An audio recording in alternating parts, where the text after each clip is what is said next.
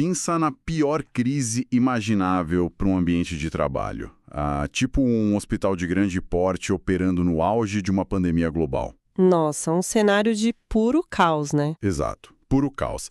E, bom, a lógica tradicional, aquela que a gente herdou de séculos de gestão militar e industrial, dita que no meio desse caos absoluto, o líder precisa apertar o cerco.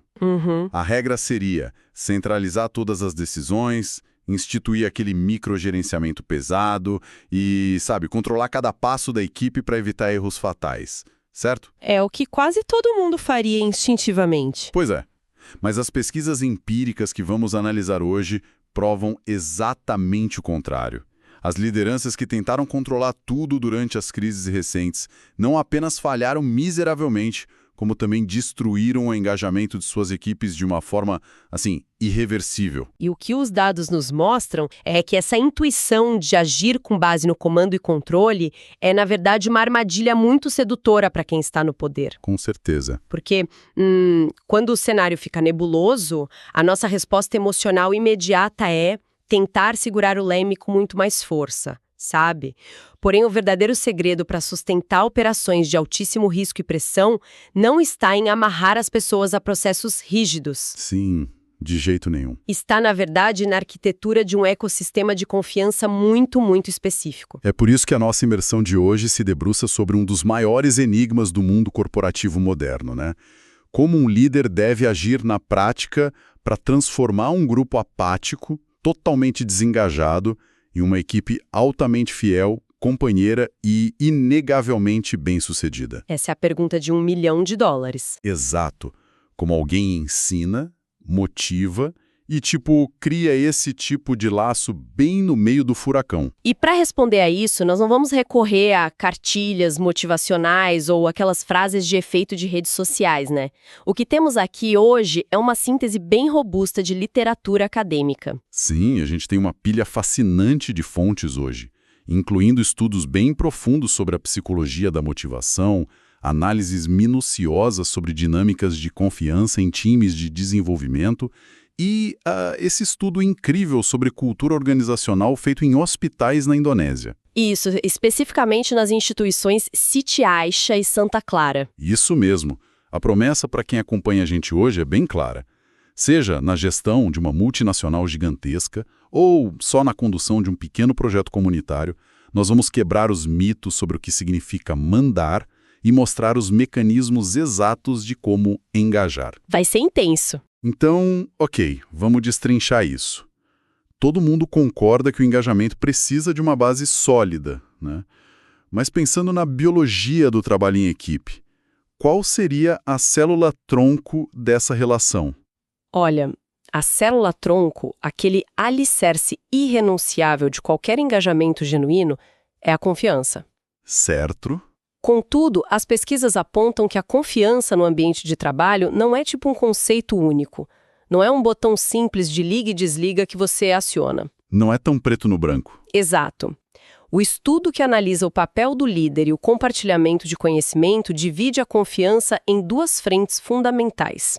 E ambas precisam ser cultivadas de formas bem diferentes. Ah, interessante. Deixa eu tentar deduzir antes da gente entrar no jargão técnico. Vai lá. Pela minha experiência liderando projetos, eu sinto que existe uma diferença gigante entre confiar na capacidade técnica de alguém para não afundar uma entrega e confiar no caráter dessa pessoa, a ponto de confessar que eu mesmo estou prestes a afundar o projeto, sabe? São coisas distintas. Nossa, essa distinção perfeita. A literatura acadêmica rotula a primeira como a confiança baseada na dependência, ou, em inglês, Reliance-Based Trust. Confiança baseada na dependência, tá? Isso. É aquela criança mais fria e calculada de que a pessoa na posição de liderança detém a competência técnica, o conhecimento de mercado e a habilidade para tomar boas decisões. Basicamente é saber que o gestor sabe o que está fazendo, né? Exatamente.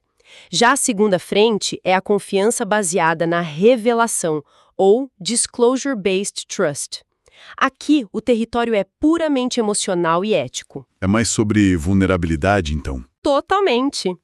Trata-se de confiar nas boas intenções de quem lidera, é a segurança psicológica de que um membro da equipe pode chegar, apresentar uma ideia terrível ou até admitir um erro grave, sem o terror de sofrer retaliações, humilhações, ou ter sua carreira sabotada por isso. Caramba! Então, o engajamento só nasce no cruzamento dessas duas pontas. Sim, é uma intersecção obrigatória. Porque assim, se um time acha o chefe um gênio técnico, mas um tirano emocional, ninguém se engaja de verdade. O pessoal apenas sobrevive ali no dia a dia. Fica aquele clima, né, de pisar em ovos, né? E se acha o chefe um amor de pessoa, super gente boa, mas incompetente, o time entra em pânico. Mas a grande questão é como, na rotina caótica de segunda a sexta, um líder constrói ativamente essas duas pontes. Bom, a pesquisa oferece um mecanismo muito prático para isso. A solução é assumir o papel de um construtor de conhecimento, ou knowledge builder. E olha, isso exige uma mudança drástica de postura. Como assim? Em gestões mais arcaicas, a informação é moeda de troca, sabe? O gestor guarda o conhecimento para si como uma forma de manter o poder e se fazer indispensável para a empresa. Aquela velha história de eu não vou ensinar se não tomam meu lugar? Isso. Mas o construtor de conhecimento faz o oposto absoluto. A fonte detalha que esse tipo de gestor investe tempo trazendo especialistas externos para oxigenar as ideias do grupo. Ele desafia os métodos antigos de realizar tarefas e principalmente cria esquemas de mentoria interna, forçando mesmo a aproximação entre os talentos sênior e os novatos. Espera, isso altera completamente a imagem clássica do grande executivo que tem todas as respostas na ponta da língua. Para o que a gente está descrevendo, a função dele parece muito mais com a de digamos, um roteador de Wi-Fi. Um roteador? Como assim? Pense bem, um roteador não produz nenhum conteúdo da internet por conta própria, né? Ele não gera os dados. Mas a principal utilidade dele é plugar a rede inteira aos melhores sinais de conexão, distribuir a banda larga para onde ela é mais necessária e, no fim das contas, garantir que a estrutura não caia. O que é fascinante aqui é o quanto essa metáfora do roteador explica o fenômeno comportamental com exatidão. Fez sentido. Muito. Quando quem está no comando age apenas como esse distribuidor de conexões, focando obsessivamente em ampliar capacidade técnica e intelectual da própria equipe, ocorre um efeito em cadeia. E qual seria o primeiro impacto? Primeiramente, ao trazer novas ferramentas e não ter medo de mostrar que outros sabem mais, o líder prova a sua competência estratégica e principalmente a sua ausência de vaidade. E isso consolida tanto a confiança da dependência quanto a da revelação. Claro, porque ele mostra que é seguro e focado no time. Exato.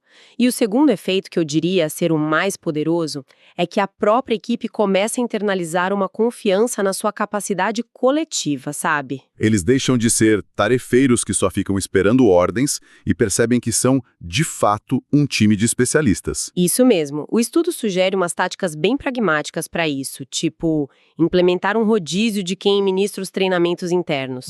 Então em vez do chefe dar todas as aulas, cada semana um da equipe ensina algo novo. Perfeito.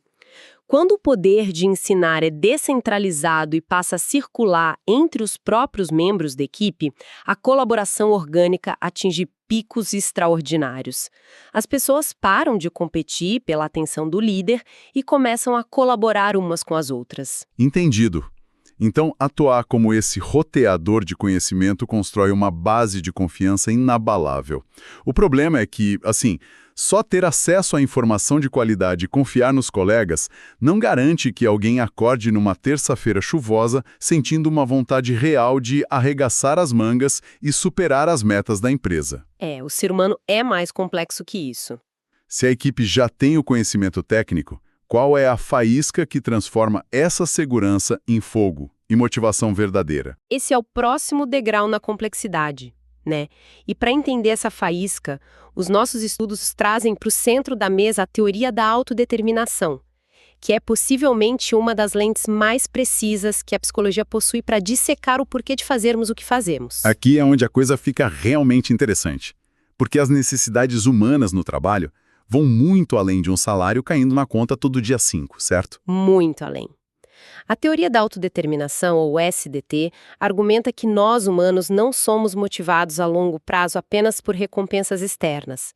A motivação real vem da satisfação de 3 necessidades psicológicas fundamentais e inegociáveis. E quais são elas? A necessidade de autonomia, a necessidade de competência e a necessidade de pertencimento. Autonomia, competência e pertencimento. Exatamente. E é para preencher essas 3 lacunas que surge o conceito da liderança engajadora na literatura. A pesquisa mostra que gestores capazes de formar laços de lealdade pesados operam baseados em 3 verbos vitais. Vamos lá, quais são os verbos? O primeiro é inspirar, que significa contextualizar o trabalho monótono em uma visão de significado muito maior. O segundo é fortalecer, que envolve delegar autonomia real, tipo permitindo que a pessoa escolha o caminho para chegar ao resultado, sabe? Não é só dizer o que fazer, mas dar liberdade sobre como fazer. Entendi. E o terceiro? E o terceiro é conectar, que é criar aquele tecido social de pertencimento interpessoal genuíno dentro do grupo. Mas, vem cá, como o cérebro processa isso? Dar autonomia e inspirar realmente altera o estado mental de alguém ou é apenas um afago no ego do profissional? Não altera profundamente a nossa estrutura mental de enfrentamento. O estudo detalha que esse comportamento da liderança engajadora gera nos liderados o que a psicologia organizacional chama de PsyCap, ou capital psicológico. Capital psicológico, isso só é importante. E não é só uma ideia abstrata, não. O PsyCap é composto por 4 engrenagens bem reais que passam a operar na mente de um trabalhador. Quais seriam? A primeira é o otimismo sobre o futuro dos projetos. A segunda é a resiliência para não desmoronar quando, sei lá, um cliente grande cancela um contrato. A terceira é a autoeficácia, que é aquela certeza neural de que a pessoa é capaz de aprender e superar um obstáculo totalmente novo. E a quarta é a flexibilidade mental, para não paralisar diante de mudanças abruptas. Uau! Então, quando o líder inspira, fortalece e conecta, ele não está apenas sendo simpático na sexta-feira. Ele está literalmente fabricando o capital psicológico nas cabeças das pessoas, criando um time à prova de choques. É a construção de uma fortaleza mental, basicamente. Sabe que... Pera um minuto. Eu preciso parar e fazer um papel de advogado do diabo aqui, porque há algo não dito nessa história que me incomoda um pouco. Por favor, o que te chama atenção? Se a gente abrir qualquer rede social corporativa hoje, a grande estrela incontestável dos gurus de gestão é a famosa liderança transformacional, certo? Ah, sim! O queridinho do momento. Pois é. Aquela figura do CEO visionário que sobe no palco com um suéter de gola alta, pinta um quadro de um futuro deslumbrante e quebra paradigmas e, arrasta multidões pelo puro carisma magnético dele. Inspirar a equipe, dar uma visão de futuro.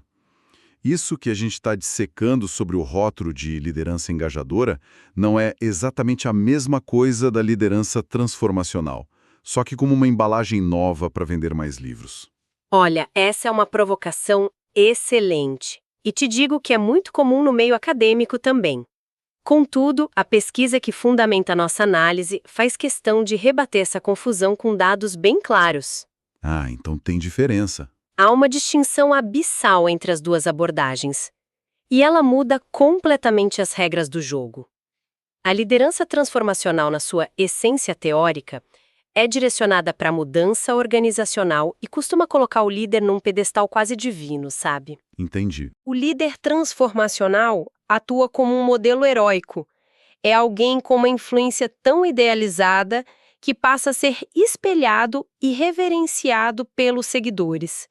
A grande missão é transformar a empresa e o líder é o grande sol ao redor do qual toda a equipe orbita. O típico salvador da pátria, carismático, né? Exatamente esse arquétipo.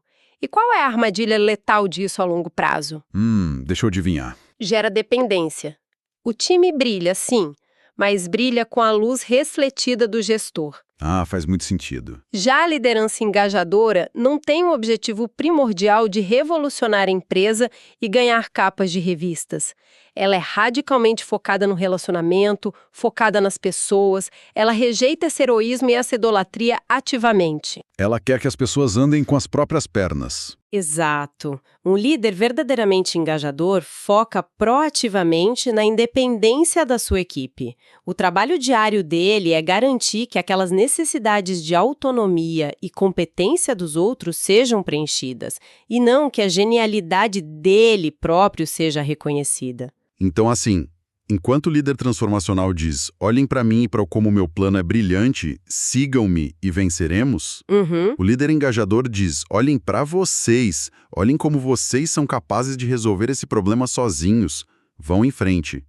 O protagonismo não é do carisma de quem lidera, mas da independência de quem executa. A definição está corretíssima. A liderança engajadora fortalece a equipe de uma forma que as pessoas constroem uma resiliência própria.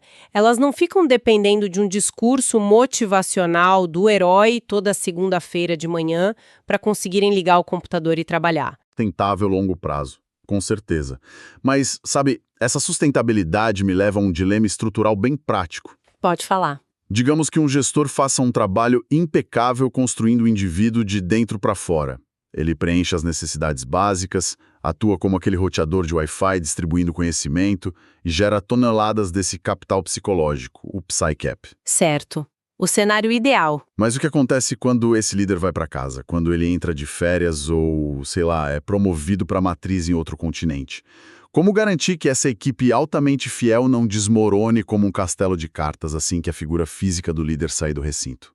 Esse questionamento é perfeito porque ele é a ponte fundamental entre a mera gestão de pessoas e a construção de instituições sólidas de verdade. E é justamente aqui que o terceiro pilar dos nossos estudos entra em cena. Que seria? O papel insubstituível da cultura organizacional. Ah, legal. É aqui que voltamos aos hospitais na Indonésia, né? Os casos do Siti Aisyah e do Santa Clara. Sim, e foi um estudo empírico extremamente revelador conduzido em um cenário onde, vale lembrar, o estresse não é medido em lucro perdido no fim do trimestre, mas sim em vidas humanas. A pressão máxima. Máxima. Essa pesquisa introduz a ideia de que gestores que adotam comportamentos de liderança autêntica e credível não afetam o engajamento apenas de forma interpessoal, sabe, ali no 1 a 1. Na verdade, os dados estatísticos revelam que o líder afeta o engajamento dos funcionários predominantemente através de um conceito chamado mediador perfeito. Mediador perfeito. Tá. Trocando os jargões acadêmicos em miúdos, o que isso significa na prática?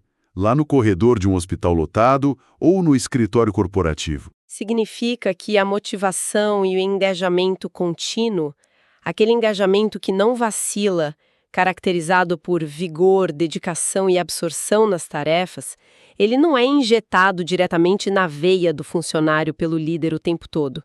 O que ocorre é que o líder planta sementes no solo do ambiente de trabalho. Ele prepara o terreno. Isso.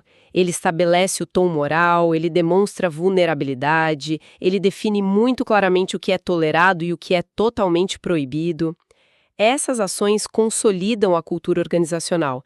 E, a partir daí, é a cultura que atua no comportamento diário do funcionário, mediando essa relação. Entendi. É o ambiente, já impregnado com os valores iniciais do líder, que sustenta a dedicação mesmo na ausência física da chefia. E no caso dos hospitais, a gente não está descrevendo um ambiente de reflexão calma num retiro corporativo, né? É o caos puro. Camas lotadas, decisões de vida ou morte em segundos. E a fonte ainda menciona o impacto que a turbulência impôs não apenas lá na Indonésia, mas no mundo inteiro durante a transição forçada para trabalhos remotos ou sob condições de pânico geral. E a descoberta mais contraintuitiva dos pesquisadores reside exatamente neste ponto de crise extrema. Sabe o que aconteceu quando a pandemia atingiu o pico? O quê? Ou quando o trabalho mudou de configuração do dia para a noite, aqueles gestores focados em comando e controle enxergaram na incerteza um motivo para duplicar a rigidez. Eles exigiram relatórios a cada hora, ficaram monitorando o tempo de tela das equipes e tentaram centralizar todas as decisões para conter os danos. O instinto de sobrevivência bateu forte. E qual foi o resultado prático disso? Fracasso generalizado, exaustão e uma queda abrupta e violenta no engajamento.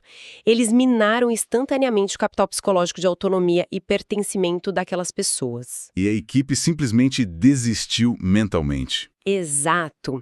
Ao passo que as lideranças autênticas, as credíveis, fizeram o extremo oposto. Elas afrouxaram. Durante o caos, líderes eficazes precisaram abandonar a fantasia do controle absoluto e se metamorfosear em verdadeiros treinadores, sabem, coaches. Interessante. Eles agiram com extrema empatia, fornecendo presença constante, mas sem sufocar o time.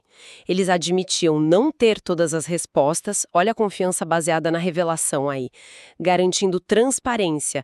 E por mais assustador que fosse para eles, eles descentralizaram agressivamente o poder. Então, lá no hospital, eles deram a enfermeiros e equipes na linha de frente a autonomia para tomar decisões ágeis. Perfeito, porque essas pessoas na linha de frente é que estavam diante do problema real com os pacientes, não os executivos trancados em salas de crise longe dali. Ouvindo você descrever essa dinâmica entre o papel de quem lidera e a independência contínua da equipe gerada pela cultura, me vem à mente uma arquitetura bem específica.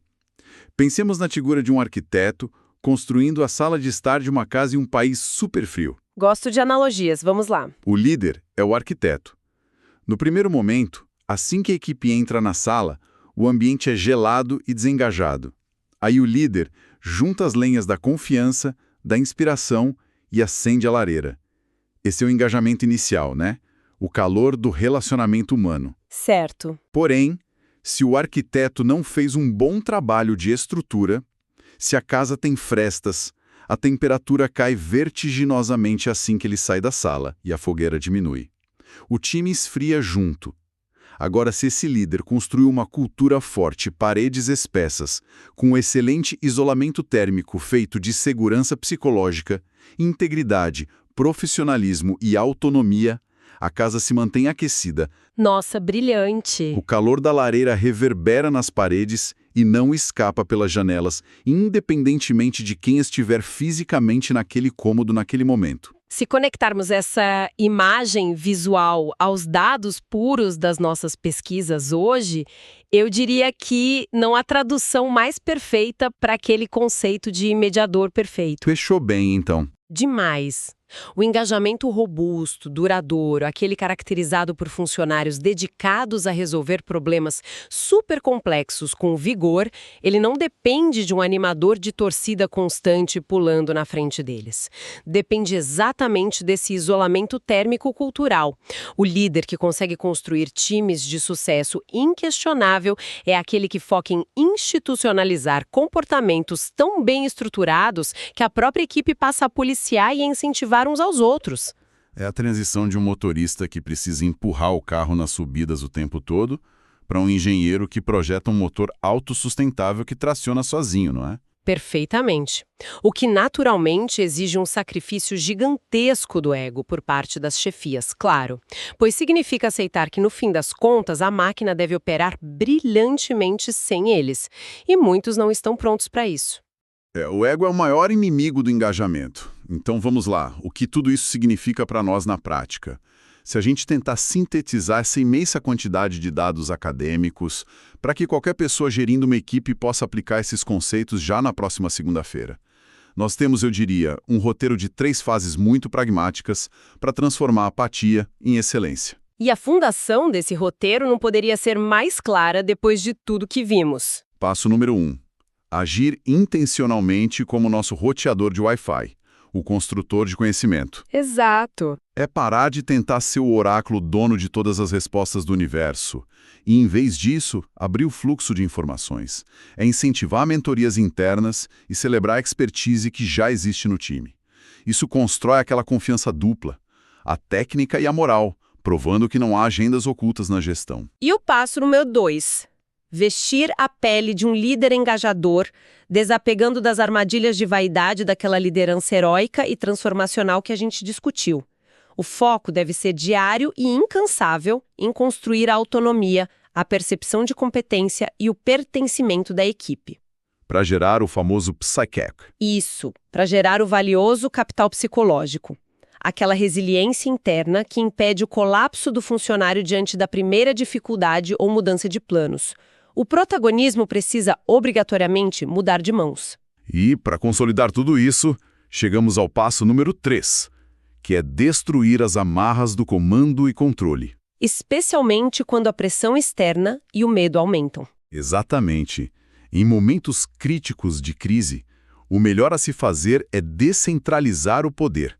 É fornecer transparência total como um treinador empático, um verdadeiro coach, e edificar uma cultura organizacional à prova de balas. É erguer aquelas paredes com um bom isolamento térmico, né? Para que os valores não se dissipem quando o líder não estiver olhando ou quando for transferido. A aplicação mais pungente de toda essa literatura acadêmica hoje é, de certa forma, um aviso contundente contra soluções fáceis e puramente transacionais. Como assim transacionais? Veja, o alto engajamento humano, aquele que é caracterizado pela paixão e dedicação irrestritas a um projeto corporativo ou comunitário, isso não se compra no balcão de negociações apenas com aumentos ou bônus temporários no final do ano. Não tem preço que pague, né? Não tem. Benefícios estruturais justos são essenciais, óbvio, são questões de higiene corporativa. Mas eles não tocam a alma do trabalhador. O verdadeiro compromisso, aquele que salva vidas num hospital indonésio ou salva um projeto de software à beira do abismo, só é despertado quando o trabalho faz sentido. Faz todo sentido. E só acontece quando a gestão se propõe a ser muito menos sobre comandar tarefas e muito mais sobre desenhar conexões reais, profundas e dignas de uma confiança mútua verdadeira. No fim das contas, o trabalho silencioso e profundo de um arquiteto social. E eu acho que isso fecha com chave de ouro a nossa exploração dos mecanismos reais de como construir um time de sucesso. Contudo, não podemos concluir a nossa imersão de hoje sem deixar um pensamento provocativo. Aquela farpa mental para germinar na cabeça de quem nos escuta durante a semana. Opa, adoro! Qual seria o dilema final de hoje? Bem, nós passamos todo esse tempo aqui dissecando a psicologia organizacional por trás da satisfação das necessidades dos funcionários. Nós definimos exaustivamente que o gestor deve preencher as lacunas de autonomia, competência e pertencimento da sua equipe para formar laços fortes e garantir um engajamento duradouro. Mas, e quanto à mente do próprio líder? É uma ótima pergunta. No mundo fustigado por disrupções tecnológicas constantes, cortes de orçamento, pandemias e crises contínuas, de quem a responsabilidade de preencher o capital psicológico de quem está sentado lá na cadeira do gestor? Afinal de contas, se o líder é o nosso famoso roteador que distribui a energia intelectual e emocional para todos ao redor, o que acontece quando esse roteador é abruptamente desconectado da própria tomada? Será possível que uma fonte que nunca é reabastecida possa continuar a saciar a sede de um ecossistema inteiro?